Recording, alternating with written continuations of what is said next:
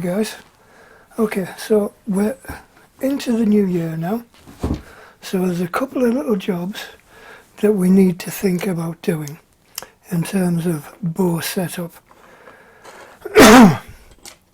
Now there's lots and lots of things you can do, but there's a couple of basic jobs that have to be done in order to get any kind of consistent accuracy out of the bow as you go forward into the club season, or even just the general archery season as the weather gets nicer. Now the first thing we need to think about is an arrow rest.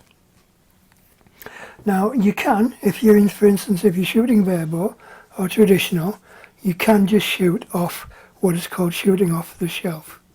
And basically on most modern target and hunting bows and plinking bows, traditional style bows, you will have an arrow shelf, and basically when the arrow is knocked onto the string, it rests and runs backwards and forwards on that shelf. As you draw the arrow, it sits on the shelf, and as you loose it, it begins its journey on the shelf. Now that's fine, you can do that. You can get lots of things to help with minimizing impact and contact with the shelf of the arrow, including things like felt. I don't know if I've got any here. You can use things like, can't see it, mother of pearl, that sort of thing. There we go. Something like that, which is mother of pearl, which is very, very hard, almost like glass. But you could use pieces of that to cut and insert into or glue onto the shelf. That would help. You can also get unidirectional felt, which helps again with minimizing contact. Or you can use an arrow rest. These are perhaps the most common types. Ranging, like, I've got nothing on here which is more than 20 quid. I think the most expensive one is this one. I think it's, I'll tell you what, put my bloody glasses on. The right ones. Not wrong ones. I've got 3 pairs of glasses for 3 different distances, furthest being about 2 foot. Right, so there we go, that's the most recent one. That's a Fivics, F-I-V-I-C-S, but that's a tunable one. So that's quite complicated, well, for what it is. That's about £20, going down to these which are like £1, 50 pence. And basically all these are is just a piece of plastic which has a hook on it. And the arrow, when it's on the side of the bow, the arrow literally rests on that hook. And that's it, pure and simple. With these ones, these actually have a wire rest that sticks out, and the arrow literally sits on that wire. But with the wire ones, as the arrow moves forward, the wire gets pushed down and actually is held by a magnet until you need it again. Basically, a magnet holds it down, and then as you come back to use it again, it'll pop back up and you can put another arrow on it. So it's fairly simple. A couple of them have problems though. For instance, I've tried quite a few of these. Plastic ones, never had a problem with them.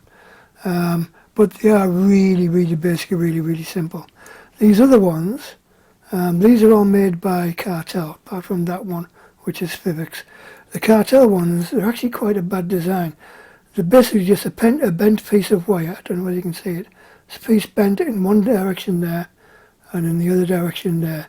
Now, as the rest falls, this bit at the back comes proud, sticks up. I don't know whether you can see it or not.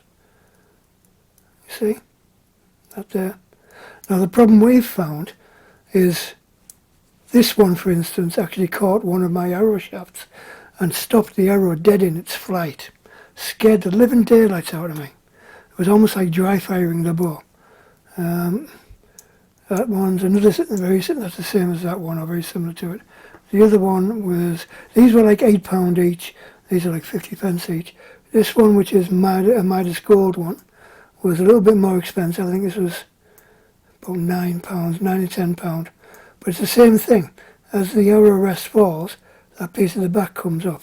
Now this one actually tore the vein on one of my son's arrows, actually tore it in half. So it damaged the arrow. So we took them off and got rid. The next one we got, which is actually quite a good one, again it's a Midas one, but it's a completely different design. I'll have to turn the bow over. This is the one we're using, or I'm using on this bow at the moment. Similar sort of thing, but instead of the wire bending up, it's bent down, and it's spring-loaded and magnetic. And I've had no problems with that one at all. This one was a little bit more expensive. I think this one was £12. So that's not a bad one at all, that one. Pop that over there. The Physics one, which I'm going to try next, because I've been told these are quite good, is actually tunable. There's actually a little tiny grub screw in there, which you can loosen to reposition this wire. See the wire there? You can actually use the grub screw in there to reposition it as to how far it comes out. So that's something we're going to be playing with soon. But for the time being, what we're going to do here is I'm actually going to fit this Physics one onto this riser. This is a riser I'm going to be using for bare bow traditional shooting, if I can actually get the double-sided sticky off this.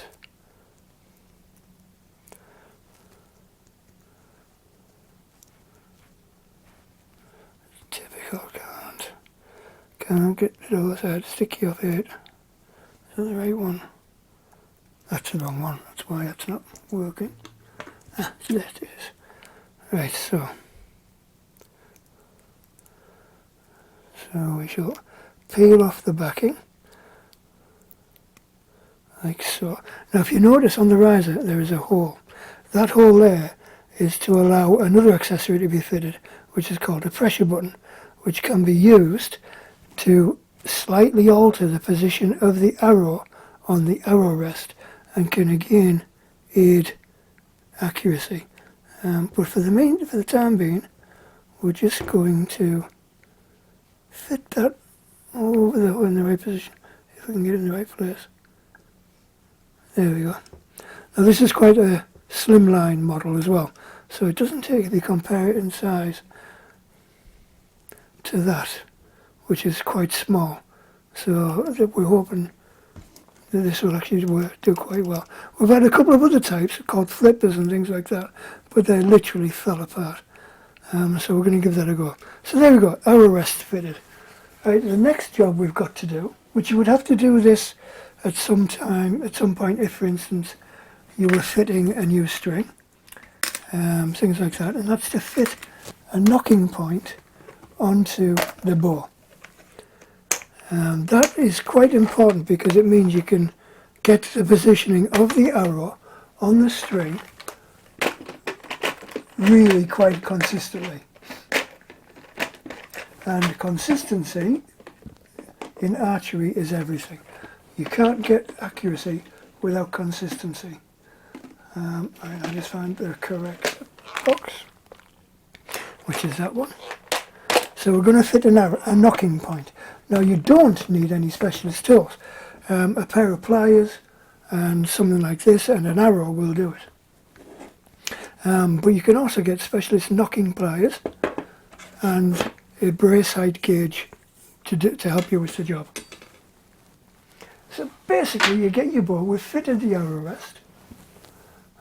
So we're going to get the bow the right way around. There we are. Move everything out the way, move my glasses up there. So I can... Right, so now the nocking point is literally just a little piece of brass plate which has been formed into a channel and then had rubber inserted into it, and then you literally just bend that around the string and you knock it in place, and that gives you the nocking point, a consistent position on the string from which to launch your arrow.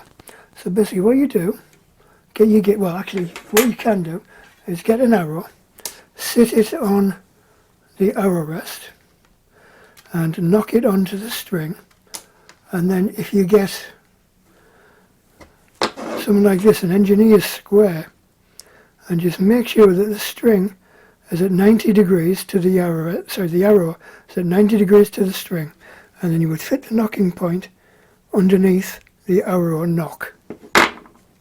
And that's it, it would be as simple as that. The other way, if you've got these, again, line it up to the arrow rest, and then clip it onto the string, like so, making sure it's at 90 degrees, move it backwards and forwards until it fits nicely with the arrow rest. There we go, like so. Then you would get your knocking point.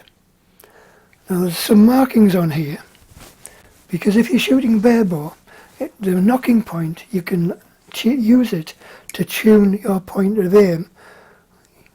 If you're using a point aiming system, as in you put the arrow at full draw, you put the point of the arrow on the target, and that's where you're going to hit. You can actually use the knocking point to fine tune by a couple of feet that impact point, that aiming point. So that's something that can be useful. But generally speaking, for precision shooting, you would position the knocking point level with the bottom of the gauge. Now, generally speaking, you would position it in such a way that the opening to the knocking point is facing away from your face. But it can be a little bit awkward, so to start up with, use your pliers to gently squeeze it up until it's just gripping the string. Where's it gone? There it is. And sometimes it can be easier if you actually fit it into... I'll tell you what, we'll do it the fiddly way, because I can't see well enough to actually do that. We'll fit it onto the string, facing away from where my face would be, making sure it's lined up properly. And we'll get the pliers.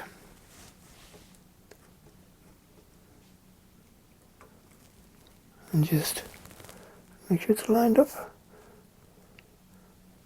Just nip it up gently. No, it just fell off again. Get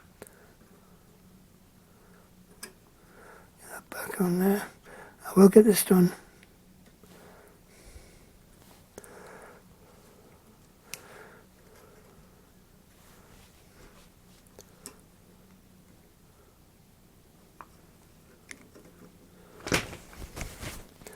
See, this is one of those jobs, if you're visually impaired, it might be useful to have somebody with you who can give you a hand.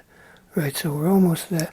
Just twist that around so it's facing away from me, so that when I loose, I'm not going to cut my face, and just nip it up. And then if you just gently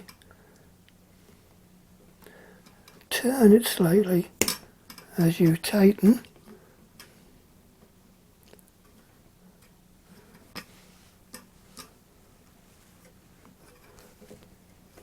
don't worry about cutting the string. They won't cut the string unless you're trying to put a small one on something like a 20 strand string, in which case you could cut the serving, but generally speaking it's not going to be a problem. If you've got a low string count, say for instance this is a 18 count string, you will use a medium knocking point. If it's like a 12 count or 14 count, you would use a small one. There we go. Anyway, job done. It's as simple as that. You now have a consistently positioned mounting point for your arrow for it to take your shot, which is going to be consistent every time, and it's going to hold the arrow at 90 degrees to the arrow, to the bow, to the target. You're good to go. Anyway, there we go. Basic setup, arrow rest, knocking point. Get those two little jobs done and you're good to go for the beginning of the season. Okay guys, hope you enjoyed that video, hope you found it useful. Any questions, comments, all that sort of stuff, don't forget. Don't forget to sign up for the bow giveaway. And we shall see you later. Cheers, guys. Talk again soon.